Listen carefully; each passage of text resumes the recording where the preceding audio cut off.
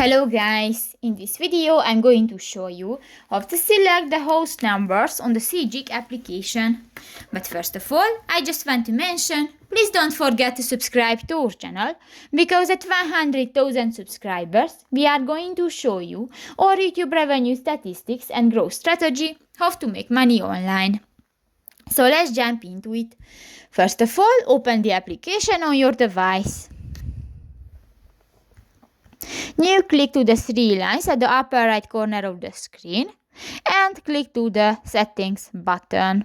In the general section you can find the view and units, click that and you can find different options. Now click to the host numbers, the fourth option, and you can find the show host numbers or the off option, and just select one, for example the off, and click that and the done.